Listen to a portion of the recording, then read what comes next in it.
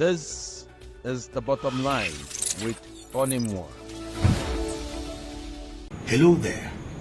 We are today in the Bishop's House of the Bamenda Metropolitan Cathedral.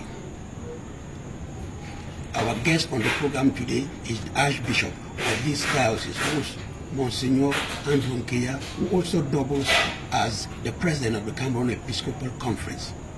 We sat him down for almost an hour as he gives us a rare insight of the semblance of normalcy that is gradually returning to this restive region. But more importantly, perhaps, he gave us his own opinion about the development projects that are taking place in this province. Listen. Thank you, Your Grace, for talking to The Bottom Line. Since your installation as the Archbishop of Bamenda in February 2020, many things have changed. Here we are talking about the construction of the St. Blaise Hospital, the refurbishment of the cathedral, and many other projects.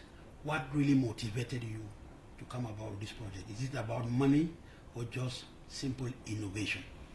Let me tell you very clearly that when I came to Bamenda in 2020, the whole of 2020, I didn't do anything.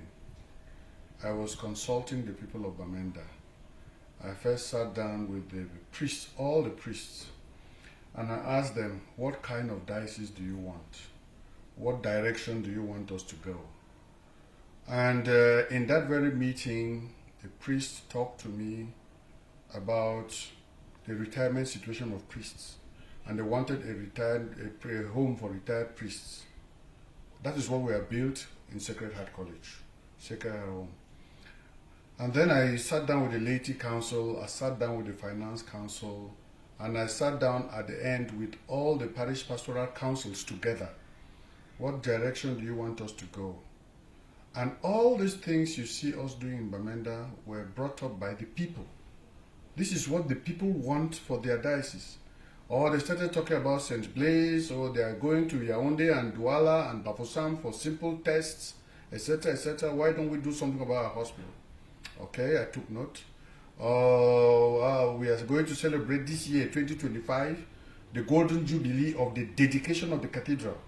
Can we be celebrating the Golden Jubilee of the dedication of the cathedral when ceiling boards are falling and all that? Bishop, we have to do some touches to it. And I took note about that. So all these things you see us doing, I'm just coordinating the wishes of the people of the Archdiocese of Bamenda. And I think this is the best thing that has happened, because when the people say what they want, they are ready to give you money to do what they want. So if I were doing what I want, the people will not give me the money the way they are doing.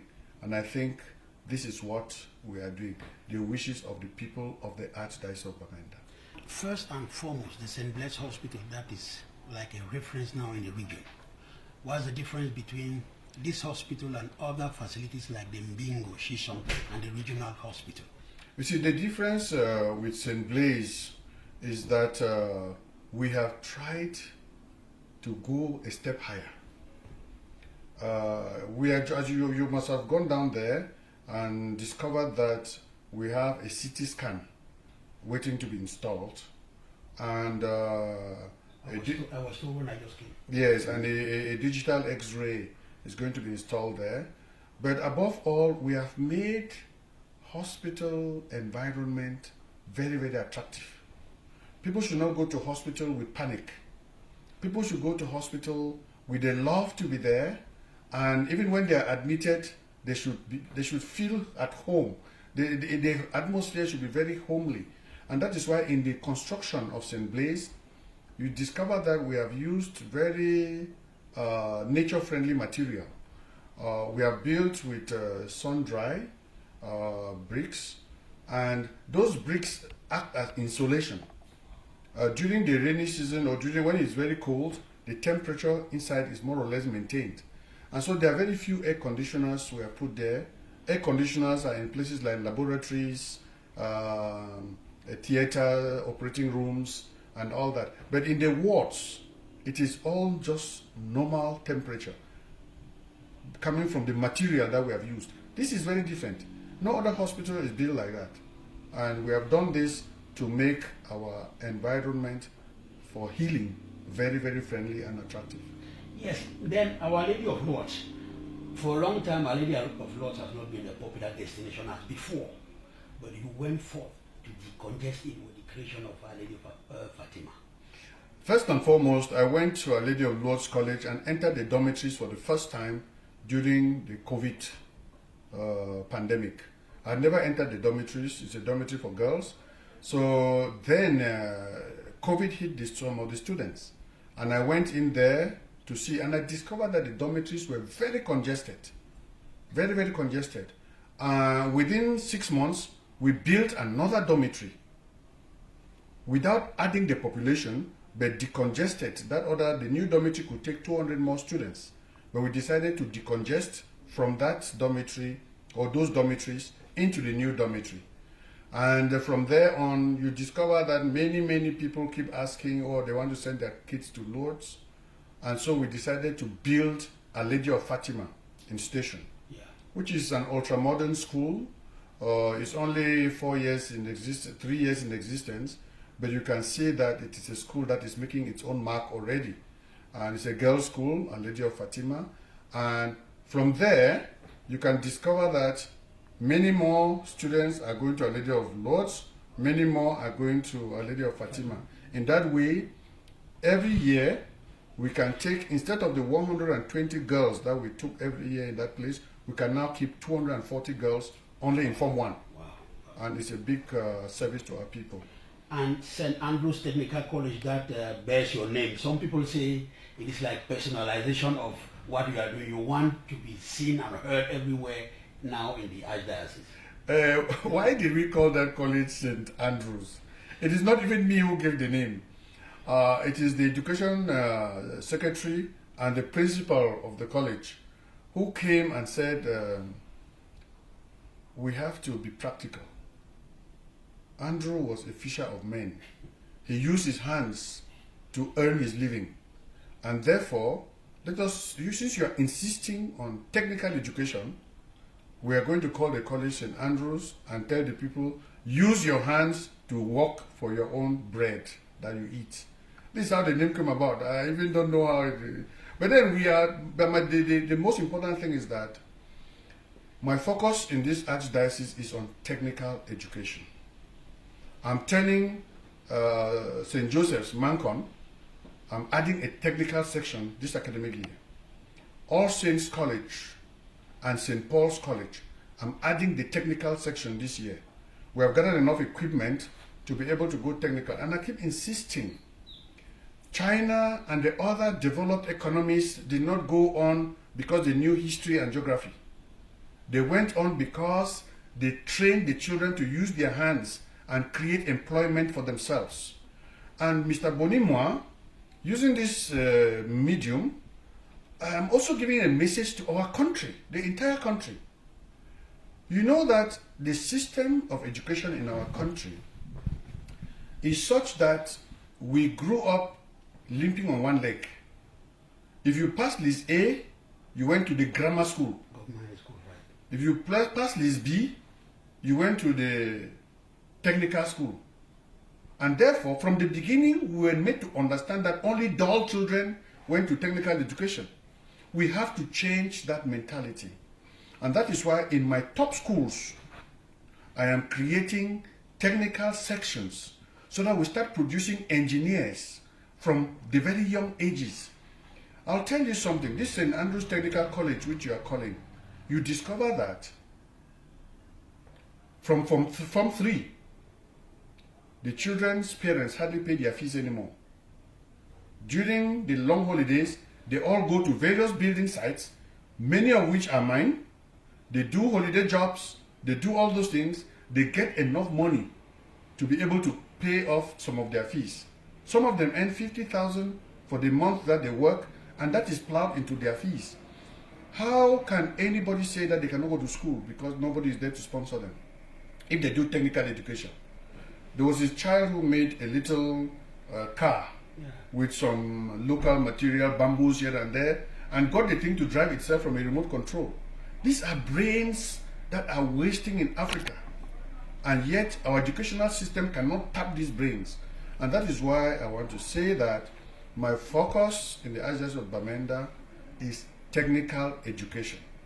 We are going to promote it without downplaying the others. We need scientists, we need medical doctors, but at the same time, we need engineers. Yes, from all what you've said, we've seen some of the projects that are going on, but people are still saying that maybe if the church could go into agriculture, so that people, the parishioners and everybody will know that yes, the church is for them, because without food, nothing can go. Why is the church not going into agriculture? Maybe with plantations and things like that? Oh, well, I think your question is really misdirected, because you are talking to someone who believes very much in agriculture. Come here on the 26th of March. It's the day that I normally meet women of the Northwest region for us to celebrate together. And every year I make an effort to give them equipment for agriculture, to encourage them in the field of agriculture. Secondly, the dynamics of each diocese is different. When I was in Manfred Diocese, I started a plantation of 50 hectares of palms and 25 hectares of cocoa, which I cultivated already and planted. Yeah, the church now owns that. The church. Yeah. It is the church. It cannot be me. What am I doing? I've left it. It belongs to the Diocese of Manfred. And now here, if you go to Mbengui, the Archdiocese of Bamenda has 100 and something cows. We have a lot of cows in the bush there. And in Bafut, I have a big farm there. We have some palms in that farm, but we have a big poultry and a piggery. And also we are doing a lot of vegetable farming. We have about 5 people employed only in the small farm in Bafut. Permanently. And that is where they are having their livelihood. So to tell you that the church is not in agriculture is a lie. And then now we are making plans to get 100 hectares in the Womb area to do rice. We can go back to what Wada used to do. Good. They used to be issue rice. They used to be issue rice. Now we have only dog rice. And let me spill the beans on front of your television. I'm opening a new university in Dop, Ngokitunja. And that university is going to be specialized in agriculture. And we're going to do a lot of research on rice. Why can we not use rice to produce fuel? Why can we not use rice to produce milk and all those things? Pasta, spaghetti and things like all that. Those things. So I think we are doing a lot of research in that area. And if we get this university going in Dop, it will really be a practical university that will involve itself in a lot of agricultural research, especially in areas that have not been explored by the state of Cameroon. You really spilled the beans. And from there, I'll take this other question. You recently paid a pastoral visit to Menchum Division. What prompted you to make this pastoral visit? Because it was really hectic. People are talking about the possibility of creating a diocese there. Is that feasible? The first thing I must say is that Menchum is one of the forgotten areas of this country. And speaking on behalf of the Menchum people, who are my brothers and sisters and who are Christians, the Muslims, who are those who are practicing traditional religion, and I discovered that the first thing about Womb, the people are very hardworking. Secondly, they are very welcoming and very hospitable. They are very, very social people. They like to socialize and to reach out to others, and above all, to welcome strangers.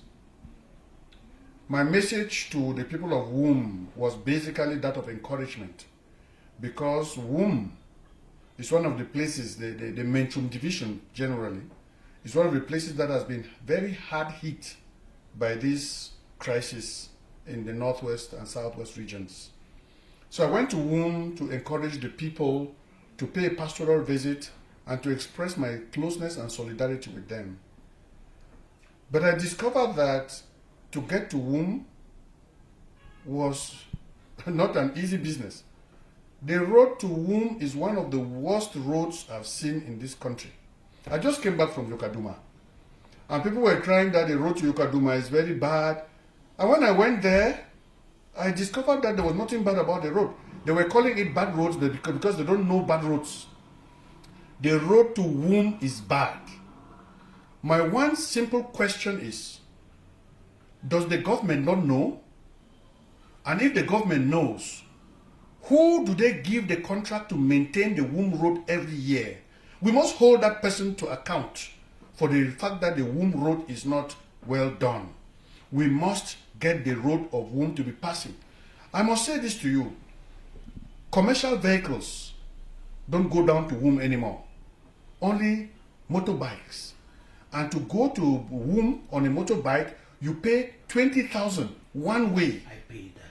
And to come back, you pay another 20,000. 40,000 to go to Womb and come back. And if you don't want to pay 20,000, look for somebody with whom you can double on the motorcycle. Where do you see this on earth? What have the Menchum people done to suffer like this? And I think that on that day, I said to the people in the church, the one we're celebrating the 60 years of the parish, if you are going around and somebody sees you and says, how's Menchum? Say that Menchum is fine, but the roads are not good. There are no roads. We can't say that the roads are not good. There are no roads to Menchum. The next point I want to bring up is that you see the Menchum Valley is one of the most fertile spots in this country. But nobody can have access to Menchum Valley now because of this crisis.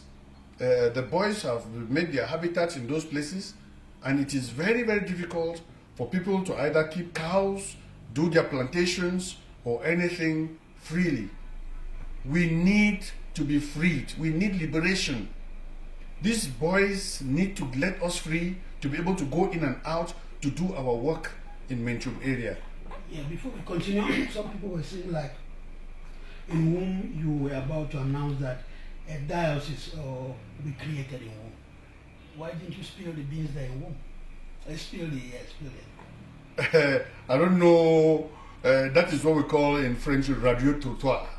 They talk on the corridors. It is not me to announce a thing like that. We know very well that dioceses are created by the Pope, the Holy Father. And there are many things that are taken into consideration. Mr. Bodimwa, let me be clear with you. The Diocese of Bamenda comprises of 5 civil divisions, and this is a very big diocese with about 2 million people. This is a big diocese. But if you are talking about womb and diocese, it is not as easy as that. First and foremost, you look at the economic activity of the area. You look at the population of the area. Now, worse than ever, Womb is empty. People have escaped from Womb. You want to go and put a bishop there to be taking care of cows? Womb is empty. There are no people in Womb. Secondly, economic activity in Womb has been grounded. So, you go and put a diocese there, how would a bishop feed the priests?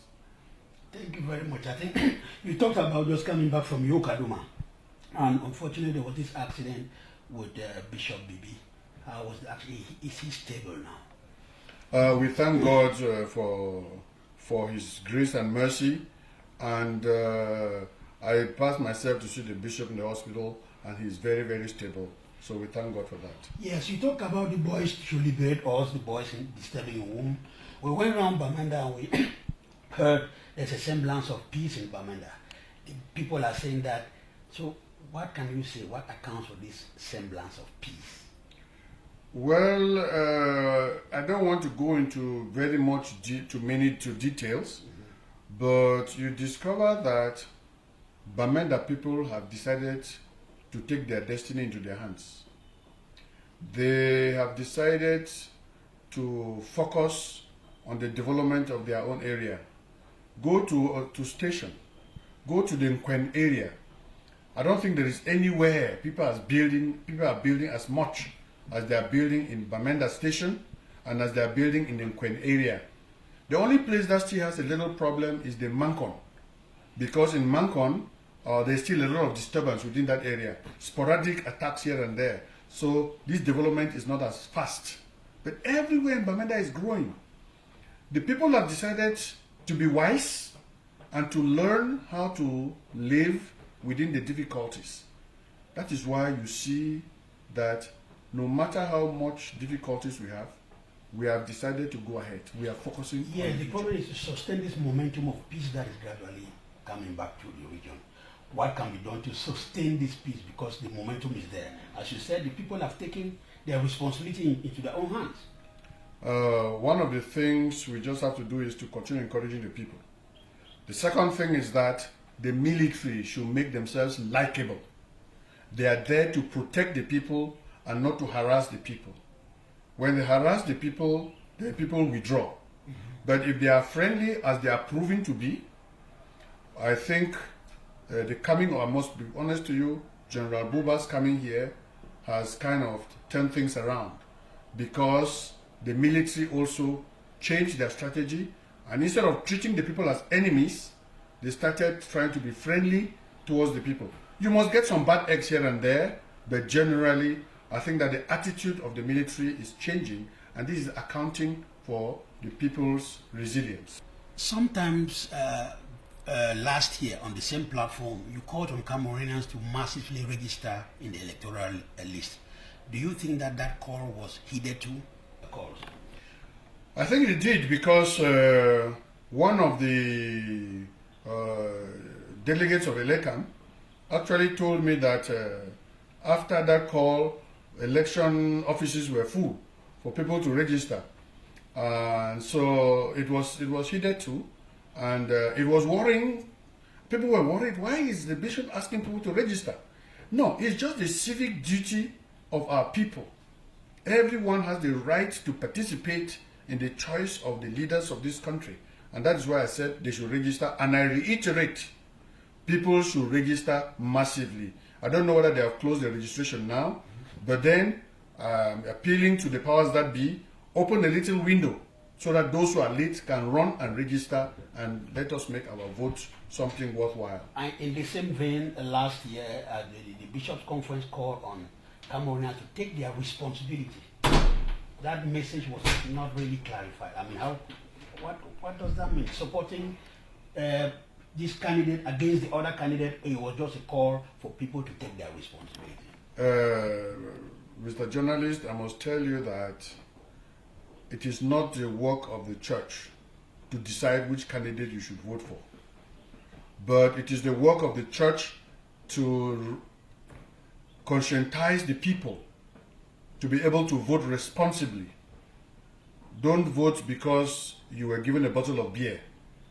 Vote because you believe that the candidate you are voting for is going to bring to answer to the aspirations of the people. And therefore, when we talk about taking their responsibility, participate actively in the political life of the country, and not just be aloof and sit on the chair and be criticizing. Did you vote? No. So what are you talking about? So go and vote. And this is what we're saying. We also mentioned at the time, we have said that many times, that a lot of the opposition have been calling for the revision of the electoral code. Yes. Yeah, these are things that I don't think electoral code can be revised between now and October. But you think it's important? It is important. Good. It's important. The reflection must go on. The reflection must continue, so that we have a code for elections that is accepted by the participants in the election process. Yeah, because that's a very important point you're making. People are saying that no matter who comes in this present dispensation, it will be difficult for him to really change anything in Cameroon. Because, for example, when you take out the Vuri division in the electoral, they have about 5 million inhabitants. but the number of parliamentarians, I think, is just about 9. In the south region as a whole, the population is around 600, 700,000 people. They have 11 parliamentarians. That discrepancy, that is where Cameroonians are saying that code should be revised so that we start from square one before we go for elections. There's something I must say to you. Being a bishop does not make me an expert on election matters. Those of you who have studied political science and you are experts, make this analysis and put them on the table. And you take your responsibility as a layman who is a political scientist. Let me take my own responsibility as a bishop who is to conscientize the people, who is to the moral voice of the people. We must all play our part. People say, oh, the bishops are not doing this, the bishops are not doing this. Bishops don't change the country. If I wanted to be president of this country, I'll remove my cassock. I am a bishop, don't be expecting me to go and be fighting. I'm not a political activist. Just like Father Aristide of Haiti, who removed his cassock and it was a fiasco. And it didn't last. We're not trained to be political leaders. We're trained to be religious leaders. So our work is appeal to the moral conscience of the people. Is not to go and enter active politics. And what is the message you have for the people of the Northwest and Southwest who have suffered a lot in the past years as we move towards these presidential elections? What are you telling them? We're also going for regional elections. The people who rule this region, we should come in very strongly and determine who they are. And if the presidential office cannot change Bamenda, the regional office should be able to change Bamenda. And we should be able to take an active part in determining who those regional officials are. This is my first message. The second message is that we all must be able to take active part in changing the development strategy of our country. People should know how to do reasonable investments within their region that will boost economic activity within their regions. And in that way, even if the country is not doing well, generally, regions must be able to say, but we are trying our best. Planting of trees, for example. I don't need Yaoundé to come and plant trees for me in Bamenda. Cutting the grass and not putting bushfires. I don't need Yaoundé to come and put bushfires for me. We are the people who are putting bushfires and destroying our own environment. So this is my thing, that instead of cursing the darkness, light the candle. Cameroonians are becoming very much experts in cursing the darkness. Oh, the church is not working. Oh, government is not working. Oh, the journalists are now idiots. Everybody is stupid. You yourself, what are you doing? So my biggest message before, during, and after, instead of cursing the darkness, light the candle. I said this before, and I'll repeat it over and over again. This is what I keep saying to people. There are people who are specialists in cursing the darkness. Oh, this thing, the Cameroon is too dark. Oh, there is no future. There's no. But where the man is sitting, He's not lighting the candle. he's not lighting the candle. He has not even swept his house. He's sitting on dirt. So this is what I'm saying. Before, during, and after, for the whole of Cameroon, instead of cursing the darkness, light one candle. You will help one person, and our country will be changed by the candle that you have lit. Thank you for talking to the bottom line. Thank you, Mr. Boni, and it's always a pleasure talking to you. Thank you very much. God bless you, and have a nice time in all your works. Thank you. As compared to the past years, the security situation in Bamenda is getting better. We have lived in the situation from the beginning. I've been in Bamenda for over 8 years, and I'm precisely in Bafut. But now, the people are coming back. Life is getting to normalcy, bit by bit. You know, there are just these few boys who pop in, pop out, and then try to destabilize the security of the people. But out of that, security is getting back. The people are really calm because they can do their activities, they can go to farm, they can travel in and out of town and do all that which they want to do, except during the days when the boys will insist of the lockdown, the people will respect that. That's all. The security now is at least better. There's assurance that in the next 2-3 years things will be better. And what do you think is the reason for this relative peace that we have? I think at least now I can say the government is trying to put in security measures. Like I'm a student. At first I could not go to school freely, but now I can go to school anytime I come back. I think they are really trying, and if the efforts are improved, I think in the next 2 years everything will be okay. Thank you very much. Comparatively, there is an improvement as compared to our 5 years back. So there's a gradual improvement. And what can be done to maintain the peace that you have today in Bamenda? What, in your opinion, can be done? In my opinion, I think the peace we are gradually getting in Bamenda, to me, I think it's just from the population, getting an understanding of the ground situation and making their plans to fit with what is happening in the ground. Thank you very much. To me, it hasn't come because, for example, yesterday I left Commercial Avenue and I was going up station. Somewhere around Veterinary Junction, we started getting gunshots and battling. We didn't know who was shooting, but we heard gunshots. Everybody was just at a standstill. We didn't know where it was coming from. And a few days before that, yesterday, I had the same scenario at Mrs. Nkea. So to me, it hasn't returned. And what do you think can be done to really bring about peace? Your own opinion. My opinion is continuous prayers. We should just keep praying. Thank you very much. One day, everybody's mind and heart will be softened, and I think we will retain. Let's just keep praying. Thank you very much. You're welcome, sir.